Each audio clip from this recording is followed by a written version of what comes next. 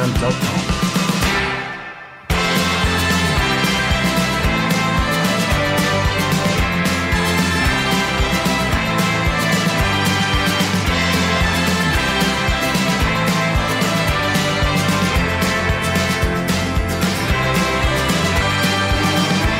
Vincent.com.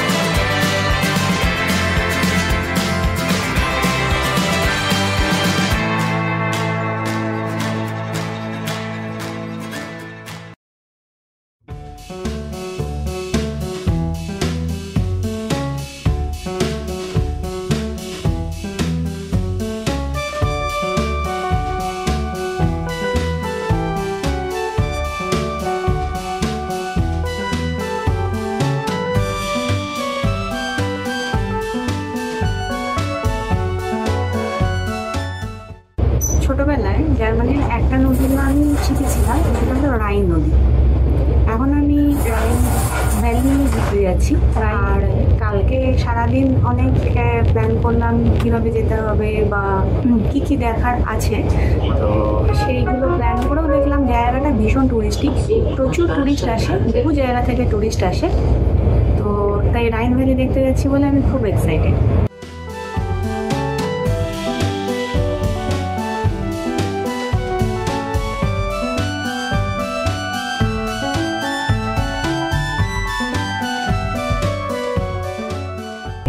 কালকে সারাদিন যা প্ল্যান করে দেখলাম, আচ্ছা না, আগে ব্যাপারটা বলি। রাইন নদী বেসিক্যালি অনেক বড়, কিন্তু আমি যে জায়গাটুকু দেখতে যাচ্ছি সেই জায়গাটুকু ফ্রাঙ্কফুর্ট শহর থেকে খুব কাছে।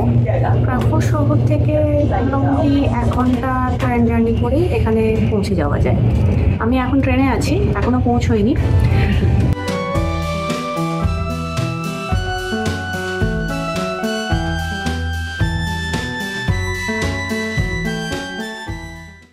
রাইনের ধার দিয়ে যে জায়গাটুকু আমি যাওয়ার প্ল্যান করেছি, ওই জায়গাটুকু হচ্ছে খুব famous, UNESCO world heritage site একটা। ফেমাস তার কারণ হচ্ছে ওই এরিয়াটা জুড়ে নদীর ধারটা দিয়ে অনেকগুলো কাসেল আছে। মানে ইউরোপে এই নদীর ধারে এইটুকু জায়গার মধ্যে এতগুলো কাসেল এরকম আর কোথাও নেই, এই একমাত্র জায়গা। তো সেই কারণেও আর খুব সুন্দর কাসেলগুলো, যা এখনো পর্যন্ত মানে পড়াশুনো করে সার্চ করে যা দেখেছি, খুব সুন্দর কাসেলগুলো, সুন্দর জায়গা। গিয়ে হোপফুলি ভালো লাগবে, দেখি কেমন লাগে। আর 2টো স্টপ বাদেই আমায় নামতে হবে। ওই এরিয়াটা, যে রাইনের ধার দিয়ে ওই এরিয়াটা, প্রচুর হাইকিং রুট আছে। অনেকে হাইক করে যায়, গাড়ি করে যায়, এমনকি সাইকেল নিয়ে যাওয়ারও প্রচুর অপশান আছে। ওখানে প্রচুর সাইকেল রেন্ট করার অপশান দেখলাম। তো আমি একটা সাইকেল রেন্টিং কোম্পানির সাথে কথা বলেছি কালকে ওভার ইমেল। তো বলেছে যে এনি টাইম চলে এসো, সকাল 9টা থেকে রাত 9টার মধ্যে সাইকেল রেন্ট করে তুমি যত দূর ঘোরার ঘুরে আবার সাইকেলটা ব্যাক করে আমাদের এখানে ফেরত দিয়ে যেতে পারো। তো আমি সেরকমই প্ল্যান করেছি, তবে এখনও পৌঁছোইনি, পৌঁছে দেখি।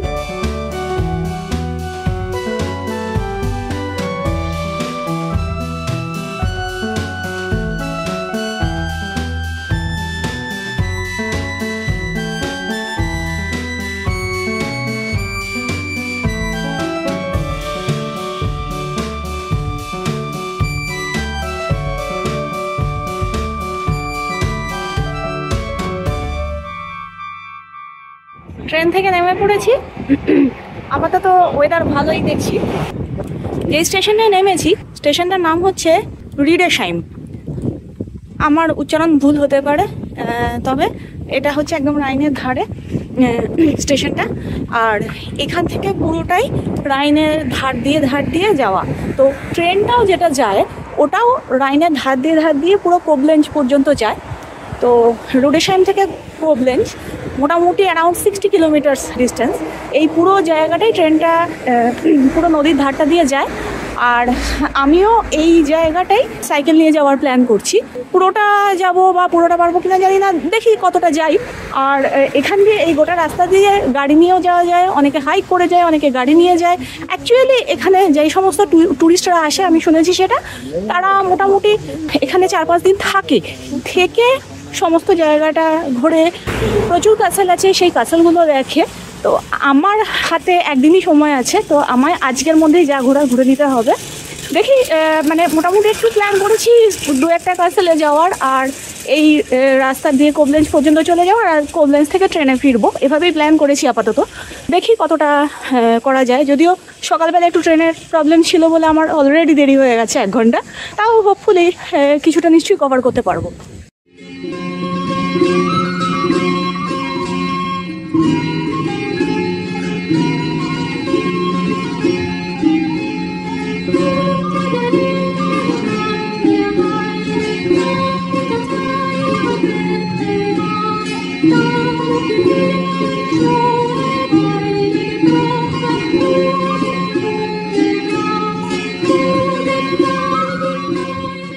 সালটা ছিল 1824।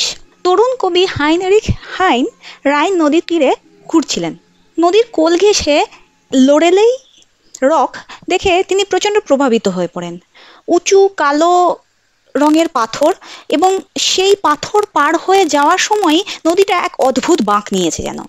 আর ওই নদীর বাঁক, ঝুলে আসা পাথরের সারি, এবং নিচে ঝর্ণার মতন প্রবাহিত বিপজ্জনক নদীর স্রোত, এই দেখে কবি এমনই মুগ্ধ হয়ে যান, উনি স্থানীয় লোককথা অনুযায়ী এক গল্পের উপর ভিত্তি করে একটা কবিতা লিখে ফেলেন। সাধারণ স্থানীয় লোকেরা এখানে লোরেলাই নামক এক কুমারী মেয়ের গল্প বলে, তার বিরহ গাথা, এবং সেই বিরহে সেই কুমারী মেয়ে ওই পাথরের উপর বসে বসে সোনালি চুল চিরে সে নাবিকদের হৃদয়কে মোহিত করে, কখনো কখনো তাদের আবার জল দুর্ঘটনায় ফেলে দেয়। এই সম্পূর্ণ এক রোমাঞ্চকর লোকগাথা কবির মনকে গভীরভাবে স্পর্শ করে দেয়। তার লেখা লোরেলাই কবিতা এতটাই বেশি প্রভাবিত হয় যে এই লোরেলাই রক ওয়ার্ল্ড ওয়াইড ফেমাস হয়ে দাঁড়ায়।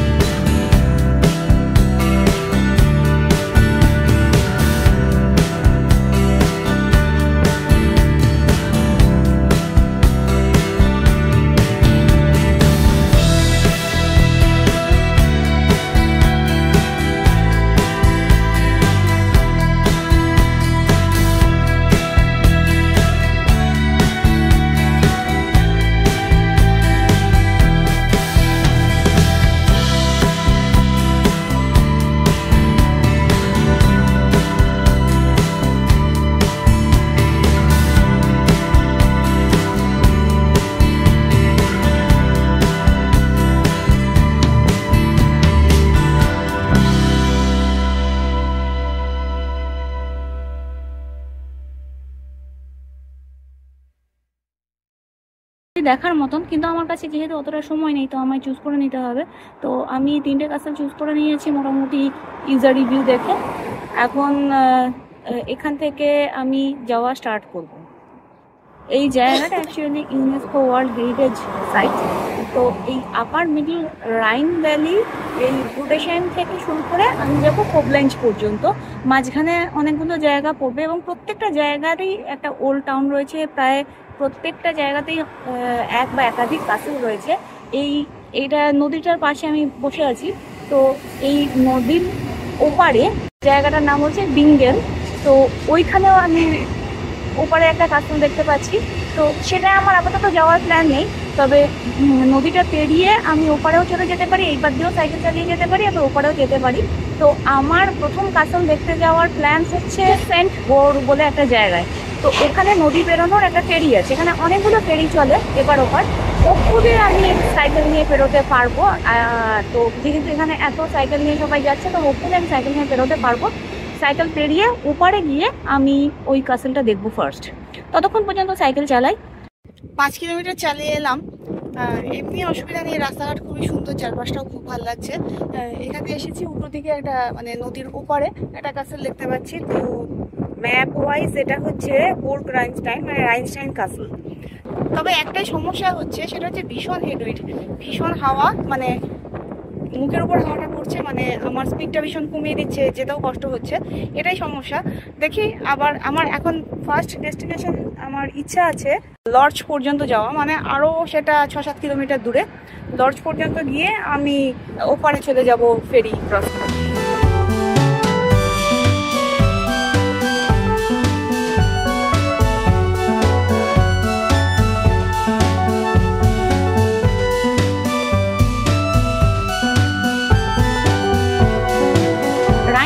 আরেকটা বিশেষত্ব হচ্ছে রাইন ভ্যালি, মানে এই পুরো নদীর ধার দিয়ে ভ্যালি করে জায়গাগুলোতে প্রচুর ভাইনিয়ার্স আছে, আঙুর চাষ হয় এবং এখানের ওয়াইন খুব বিখ্যাত। এমনিতে জার্মানি এতটা ওয়াইনের জন্য পপুলার নয়, জার্মানি মেনলি বিয়ারের জন্য পপুলার, কিন্তু জার্মানির পার্টিকুলার এই এরিয়াটাতেই শুধু ওয়াইনটা খুব বিখ্যাত।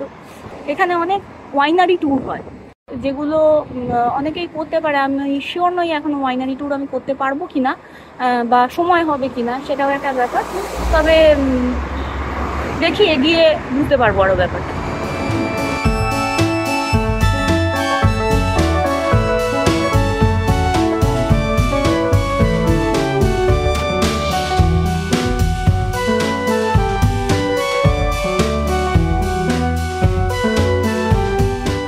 প্রায় 12-13 কিলোমিটার সাইকেল চালিয়ে আমি চলে এসেছি লর্জ।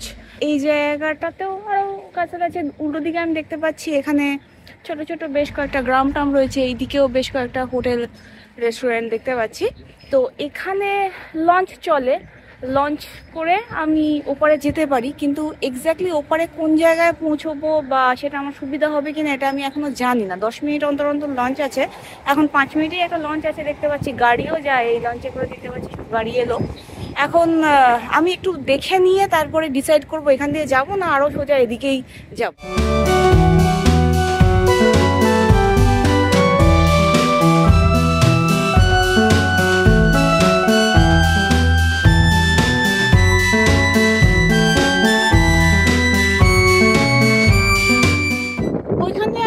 ক্রস করলাম, আরো এগিয়ে আমি যাচ্ছি, নদী ক্রস করবো কোনো একটা জায়গায় যেখানে ফেরি, সেখানে ক্রস করবো।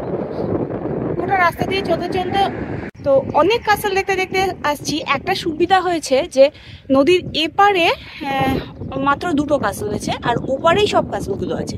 তো এই কারণে আমার সুবিধা হয়েছে, আমি এই পার দিয়ে যাচ্ছি বলে ওই পারের কাসেলগুলো সব দেখতে দেখতে যেতে পারছি। আগেকার দিনে মানে বেশিরভাগ সভ্যতাগুলো এই নদীর ধারে এবং নদী দিয়েই বিভিন্ন ট্রেড, যাতায়াত সমস্ত কিছু হতো। তো রাইন নদীও সেই কারণে খুব বিখ্যাত ছিল বা খুব ইম্পর্টেন্ট একটা নদী ছিল যেখান দিয়ে ট্রেড প্রচুর হতো। আর এই রাইন নদীর ধারেই সেই কারণে এতগুলো কাসেল বা এই সমস্ত জায়গাগুলো তৈরি হয়েছিল যাতে এখানে নদী দিয়ে যাতায়াতটা সহজ হয়। বেশিরভাগই মিডিয়েভাল কাসেল, কিন্তু তার পরবর্তীকালে যখন রোমান্টিসিজম রেভলিউশন যখন আউটবার্স্ট করে, তো এই রাইন ভ্যালি এরিয়াটা হচ্ছে জার্মানির রোম্যান্টিক রেভলিউশনের একটা এরিয়া। এখানেই সেই সময় রেভলিউশনারি যে সমস্ত আর্টস, কালচার, স্কাল্পচার যা যা তৈরি হয়েছিল সবগুলো এই এরিয়াটা জুড়েই তৈরি হয়েছিল এবং এই প্রত্যেকটা কাসেলেই তার কিছু কিছু নিদর্শন আছে। আমি যত যাব তত আরও ব্যাপারটা বুঝতে পারবো আর আরও কিছুটা সাথে সাথে সার্চ করতে করতেও যাব। তো আরও ব্যাপারটা আমি বুঝতে পারবো।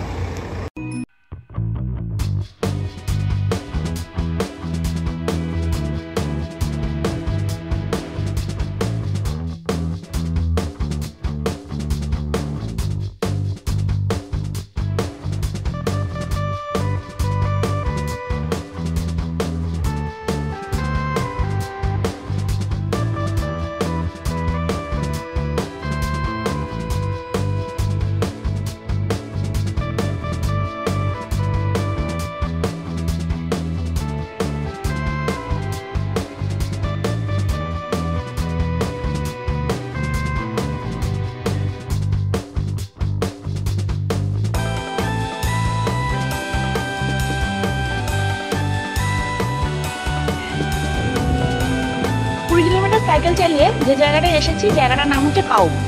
এই কাউবে আবার আর একটা ফেরি পেলাম, এবং এই ফেরিতে গাড়িও যাচ্ছে অ্যাজ ইউজুয়াল আগেটার মতনই, আর সাইকেল নিয়েও যাওয়া গেল।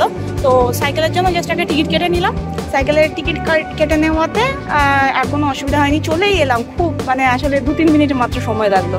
যাই হোক, এই কাউবে এখানে নদীর মধ্যেই একটা ছোট্ট আইল্যান্ড আছে, আর আইল্যান্ডের মধ্যে একটা ক্যাসেল আছে। এই যে আমার পিছনে যে কাসেলটা দেখা যাচ্ছে, ওটা একটা আইল্যান্ডের মধ্যে একটা ছোট্ট কাসেল। যদিও আজকে বন্ধ দেখলাম কাসেলটা। আর কাউব শহরটাও বেশ সুন্দর, চারিদিকটা সুন্দর লাগছে, ছোট ছোট অনেকগুলো রেস্টুরেন্ট আছে, অনেক হোটেল আছে। এখানে আর একটা ব্রুশার মিউজিয়াম আছে। আজকে যদিও সোমবার, সেই কারণে আজকে বন্ধ, যাওয়া হলো না। তো চলে এসেছি, বাইরে বেরিয়ে যাই, তারপরে বাকিটা দেখি।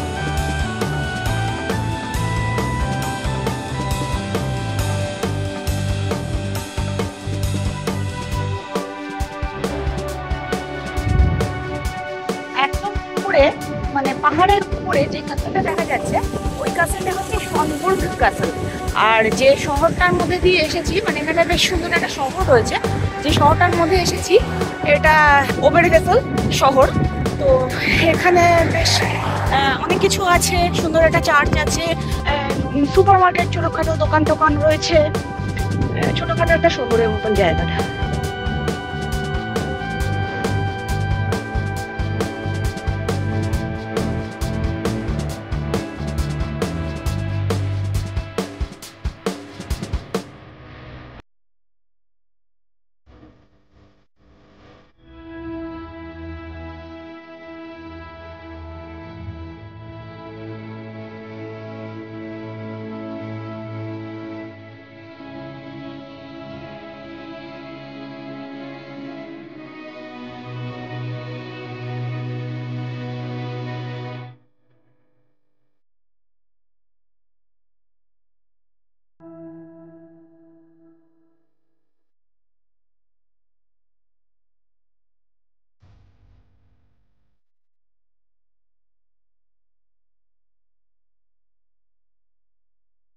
এইবারে এসে পৌঁছেছি রাইনফেলস কাসেলে।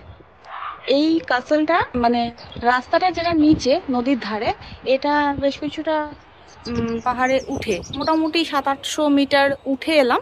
উঠে এসে কাসেলের সামনেটায় আসতে পেরেছি। সামনেই কাসেলটা। এই কাসেলটা আমি যেটা দেখলাম, এটা মানে এখন শুধু রুইন্স পড়ে রয়েছে, ধ্বংসাবশেষ পড়ে রয়েছে, খুব বেশি কিছু নেই। এবং কিছু কিছু জায়গা যে ঘরগুলো ভালো আছে, সেই জায়গাগুলোকে লাক্সারি হোটেল করে নেওয়া হয়েছে। কিন্তু এটা এই রাইন ভ্যালির এই অঞ্চলে সব থেকে বড় কাসেল ছিল এক সময়।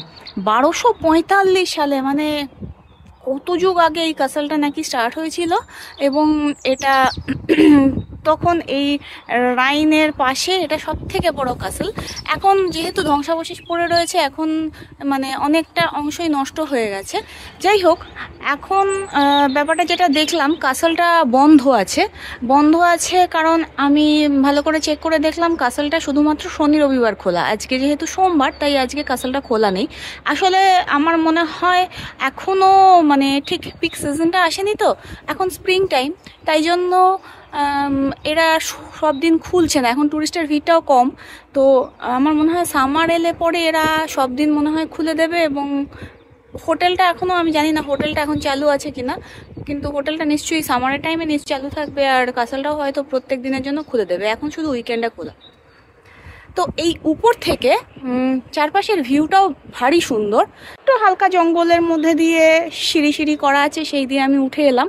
চারপাশের ভিউটা, পিছনে নদীটা, চারিদিকটাই খুব সুন্দর লাগছে। On a sunny spring day, I started my cycle trip along the Rhine from Rudesheim to Koblenz through the beautiful Middle Rhine Valley. It is a UNESCO World Heritage Site. I planned the route just one day before, checking on the map how the river goes, but seeing it in real was something completely different. Long time ago, this river was an important trade route. Many ships carried goods to the sea. Now it is full of tourists and travelers. There are trains, car roads, and also very nice cycle paths all along the valley. On both sides, vineyards climb the hills and many castles, more than 40, stand above the river from medieval times. But this place is not only about the Middle Ages, it also started the Romantic movement in Germany because the landscape, legends, and ruins are so dreamy and poetic. When I finally reached St. Goar, with the river shining and castles around, I felt like I traveled not only through distance but also through history. সান্ট গোর থেকে আমি কোবলেঞ্জ যাওয়ার জন্য train ধরতে গিয়েছিলাম, কারণ আর cycle চালাতে পারছিলাম না, খিদেও পাচ্ছে, তো সেই কারণে ট্রেন ধরতে গিয়েছিলাম। কিন্তু ট্রেনে একটু সমস্যা হচ্ছে, তো ট্রেন বেশ ভালোই লেট আছে আমি দেখলাম। তো সেই কারণে আমি ঠিক করলাম যে দেখি, মানে উল্টো দিকে ট্রেনও আসার কথা ছিল আর 5 মিনিটের মধ্যে। তো আমি চেষ্টা করলাম যে দেখি কোন দিকে ট্রেনটা আগে আসে, তো সেই দিকে ট্রেনটাই ধরে নেব। আরেকটা কাসল আমার যাওয়ার ইচ্ছা ছিল, মার্কসবুর্গ, কিন্তু ওই কাসলটা আমি সার্চ করে দেখলাম ওই কাসলটা 4টের সময় বন্ধ হয়ে যায়, অলরেডি 4টে বেজে গেছে, তো আর ওই কাসলটাও দেখতে পাবো না। তো সেই কারণে ভাবলাম যে আমি উল্টো দিকেও চলে যেতে পারি, তাই উল্টো দিকে, এটা আমি নদীর এপারে যেহেতু চলে এসেছিলাম, তো এখন আর আমি রুডেশাইম নামবো না, এখন আমি নামবো বিনগেন থেকে আমি আবার নদী ক্রস করে রুডেশাইম চলে যেতে পারবো। আপাতত বিনগেন যাওয়ার ট্রেনেই উঠে পড়েছি। বিনগেনে গিয়ে এই সাইডটা আমার কিছুটা একটু ঘোরার ইচ্ছা আছে, এই দিকটা, কারণ নদীর ওই দিকটা আমি দেখেছিলাম, তো এই দিকটা আমি কিছুটা ঘুরে আবার নদীটা ক্রস করব।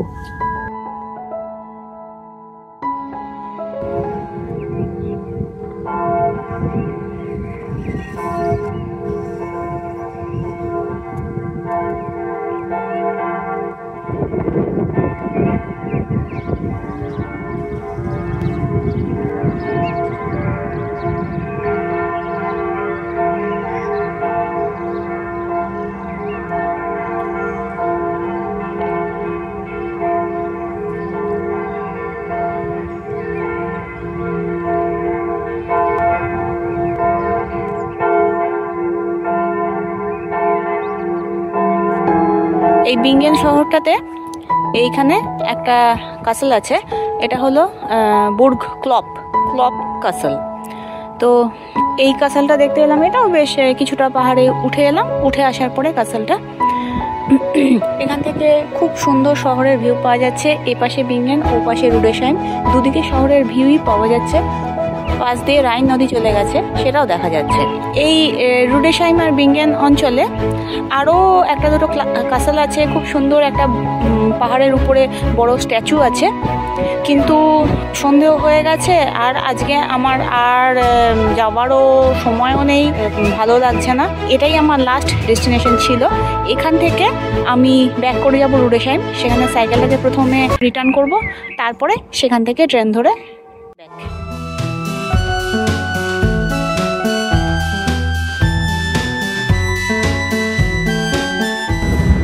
অনেক কিছুই হয়তো হলো না, কিন্তু আমি ট্রিপটা দারুণ এনজয় করেছি। আপনাদের কেমন লাগলো কমেন্টে জানাবেন।